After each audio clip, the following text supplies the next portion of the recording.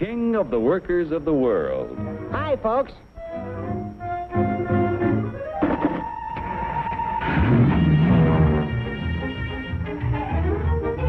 Joe's the king because he can buy more with his wages than any other worker on the globe.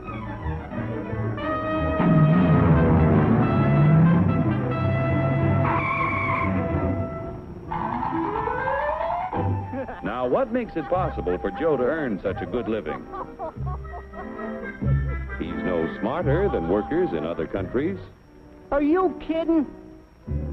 He's no stronger than workers in other lands. Oh, yeah? Well, just watch me.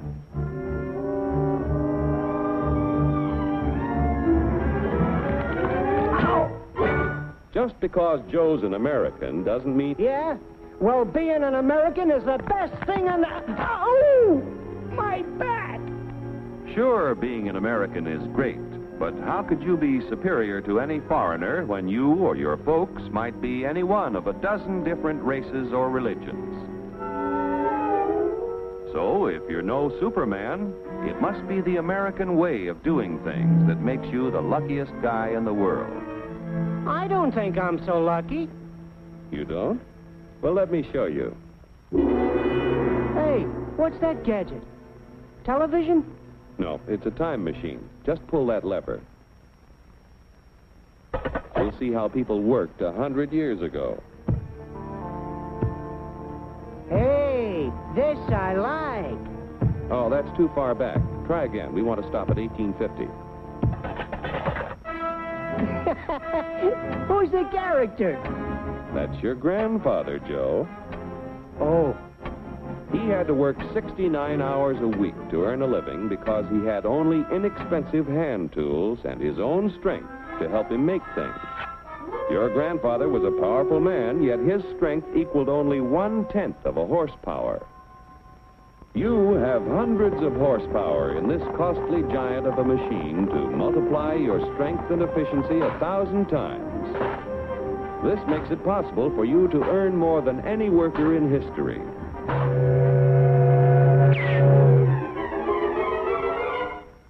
And still have leisure time each day to enjoy life. So I'm lucky. But what about the rich guy who does nothing while I do the work? True, there are rich people who contribute nothing. And there are poor people who contribute the same. But most of the invested capital that buys the tools you use comes from your fellow Americans. 40 million of us have money in the banks. 70 million of us own insurance policies.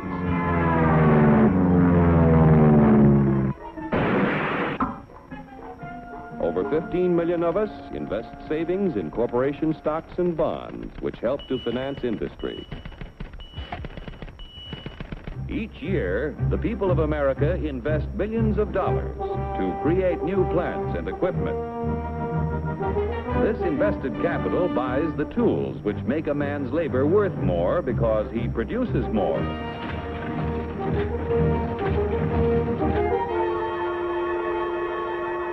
In China, for example, where there is practically no capital available for investment in plants or tools, a man's labor is not worth very much. A coolie takes 10 days to move 10 gallons of kerosene 100 miles at a freight cost of 10 cents a gallon.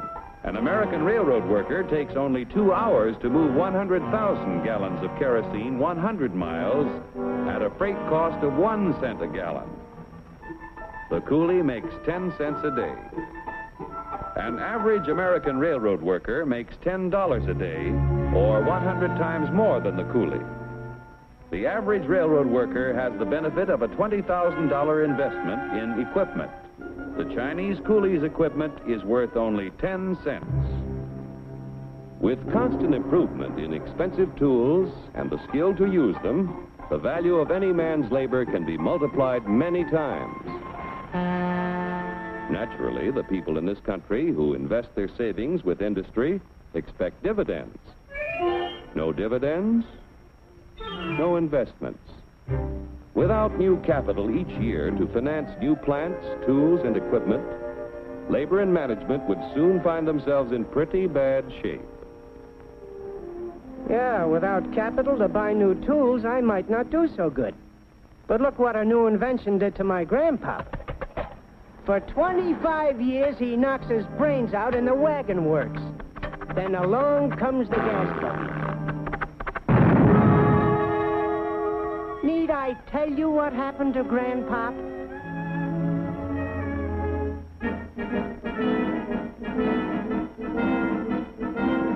The history of our country proves that new inventions create thousands of jobs for everyone they displace. So it wasn't long before your grandfather had a better job, had more pay for less work. Our industrial progress is largely the result of the competitive struggle between companies to capture the market to increase profits. Huge sums are spent each year to make a better product to sell for less. Yet, regardless of how much money is spent to develop a new idea, there is often failure. When research proves successful, everyone shares in the accomplishment. The business which fails to give the consumer as much value as a competitor gives often goes bankrupt. However, on a national scale, competition gives the greatest good to the greatest number by continually producing more and better goods at lower prices.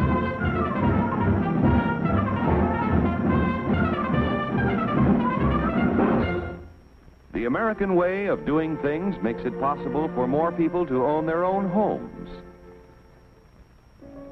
We're only 7% of the world's population, but we have 50% of the radios.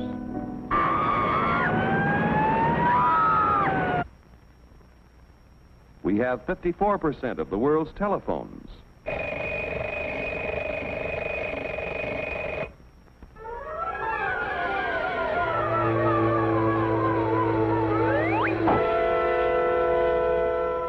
Americans own practically all the refrigerators in existence to give them plenty of ice quickly and easily.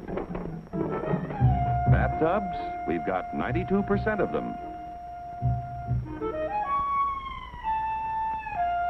Most of us have the leisure time to enjoy the peace and quiet of the beautiful countryside as we drive about in 72% of the world's automobiles.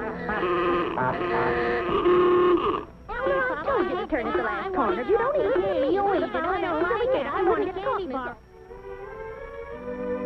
Under the protection of our freedoms, American labor, management, and capital, the greatest production team in the history of mankind, have made the United States the industrial master of the world. Capital must continue to provide industry with the funds to create new tools and plants. Labor and management must continue to increase the production of better goods at lower prices so that more people will be able to buy the things that make life easier and happier for all of us. Then Joe will continue to be the king of the workers of the world. You said it, brother.